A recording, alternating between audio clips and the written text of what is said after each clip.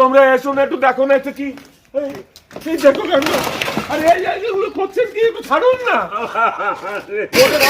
আমি যাবো কোথায়, সময় চেয়েছো নাকি? আর সময় আপনাকে দেওয়া যাবে না, অনেকদিন হয়েছে। কি মুশকিল কাণ্ড, এভাবে বললে কি করে চলবে? আমি তো থাকবো না। শোন শোন, আপনি শোনেন। আমি থাকবো না কোথায়, ব্যাংকে গিয়ে কথা বলবেন, আমাদের বাড়ি করতে আমি তো ব্যাংকে তো গিয়েছিলাম আমি। আরে কে করছেন কেন? আরে আরে এগুলো কি করছেন কি? একটু থামো। এগুলো ঘর থাকতে দিন এগুলো। আরে এগুলো মালপত্রগুলো দেখে তো কাণ্ড। এগুলো আমার ছেলে ছোটবেলা খেতে, এগুলো ফেলছেন কেন? আপনি দারুন, এটা কি করছেন কি? আমার কি হবে রে, কি অবস্থা করে হয়েছিল? কি করছেন কি? এগুলো থামুন না আপনারা।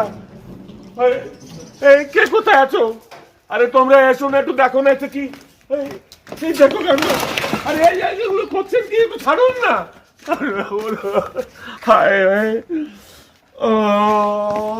কি হবে এখন এতগুলো? আমি থাকবো কোথায়? আমার তো জায়গা নেই, কেউ নেই। আপনারা থামুন না, আপনাদের পায়ে পড়ছে, আপনারা থামুন। তোমরা কে কোথায় আছো? এসো না একবার। আমার কি করছে দেখো দেখি। বের করো না বাবা, আমরা তোমার পায়ে পড়ছি। আমাকে বেগর করো না। কেন বুঝতে পারছেন না? আমি যাবো কোথায়? আপনি বুঝতে পারছেন না কোর্টের অর্ডার আছে? আমি আমার ব্যাংকে যাবো। ছাড়ুন, পা ছাড়ুন। আপনাকে বাড়ি এক্ষুনি ছাড়তে হবে, বাড়ি সিল করবো। আমাকে কি করলো কেউ? কে কোথায়? তোমরা কেউ আসছো না কেন? দেখো না আমার কি করছে। আমার এই গভীর ঘর করে দিল, আমি থাকবো কোথায়? কি বলবে? আমি এগুলো ফেলে দিল, আমাকে বেঘর করে নিচ্ছে। কি হবে? আমার কি হবে গো? আরে বাবা রে, কোথায় রে তুই? আমাকে তোর জন্যই আমাকে এই অবস্থা হলো।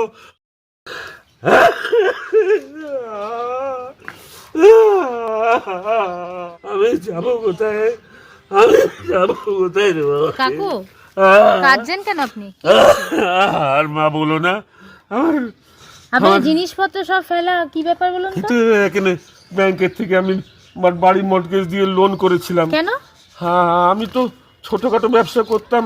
আমার স্ত্রী দীর্ঘদিন অসুখে মারা গেছে, তার ফলে আমার নিজের বাড়ি ছিল, সেগুলো বিক্রি করে দিতে হয়েছে। আচ্ছা। তা এখানে আমার ছেলে উচ্চ শিক্ষার জন্য আমি ব্যাংক লোন করেছিলাম। হ্যাঁ, 30 লাখ টাকা তার বিদেশে লেখাপড়ার জন্য। আমার কথা ছিল সে এসে শোধ করবে, শোধ করে সব। মানে ছেলেকে পড়ানোর জন্য আপনি ব্যাংক লোন নিয়েছিলেন, তা আপনি লোন দিতে পারেননি, তাই তো? ছেলে আর আসেনি, কোনো যোগাযোগ রাখে না, আপনি করেন বাবার কি সঙ্গে এখন? কোনো সম্পর্ক রাখে না। আপনি করেন কি? আমি আর কি করি, ছোটখাটো ওই এখন প্রায় ফেরিওয়ালাই বলতে পারো।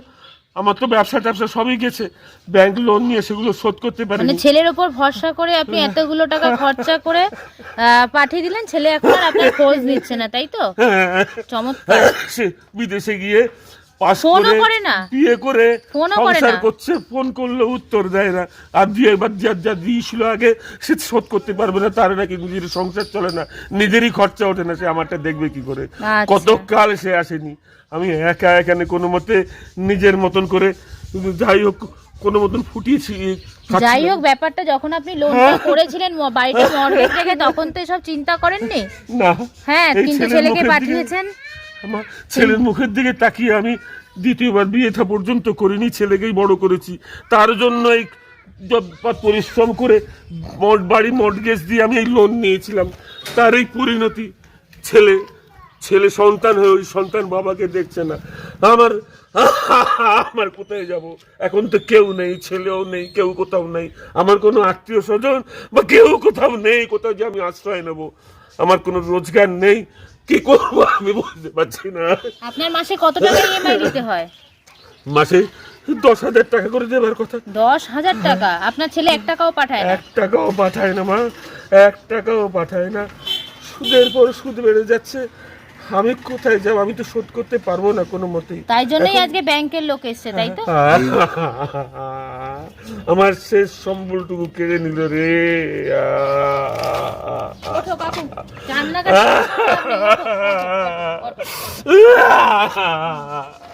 আমি কোথায় যাব? কোথায় যাব?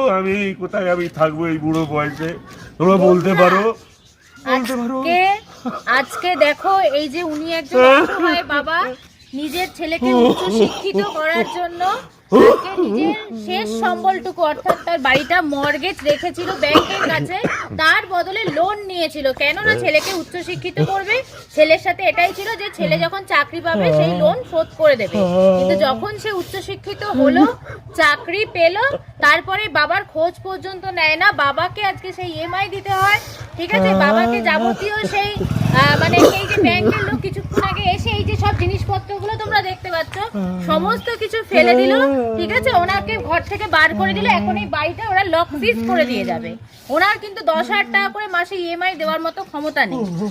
তো এরকম ধরনের ঘটনা আমাদের আজকাল চারপাশে ঘটেই চলেছে, মানে এটা ঘরে ঘরে এরকম ধরনের ঘটনা ঘটছে।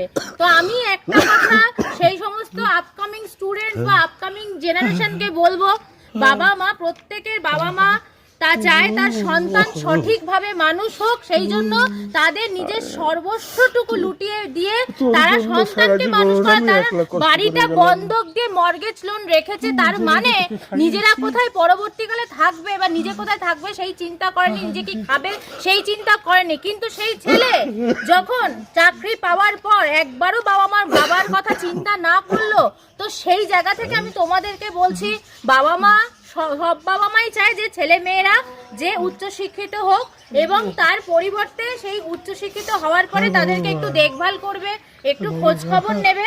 কিন্তু এই নিজের সবকিছু হয়ে যাওয়ার পর তারপরে এই যে মানে তাদের সাথে বাবা মার সাথে যোগাযোগ না রাখা, তাদেরকে না দেখা, আর নেওয়ার আগে বাবা মার সাথে মিষ্টি মিষ্টি কথা বলে তাদের কার্যসিদ্ধি করা, এই জিনিসটা বন্ধ করো। তোমরাও একদিন বাবা মা হবে, একবার হলেও বাবা মার কথা চিন্তা করো। তার কারণ হচ্ছে এই ধরনের মানুষের কি হতে পারে। সুতরাং এরকম ধরনের কাজ বন্ধ করো, এর ফল কিন্তু খুব খারাপ হবে, ঠিক আছে? তো খুব তাড়াতাড়ি দেখা হচ্ছে নেক্সট ভিডিওতে। ততক্ষণ পর্যন্ত সজাগ থাকবে, সচেতন থাকবে, নিজে ভালো থাকবে, অন্যকে ভালো রাখবে। টাটা।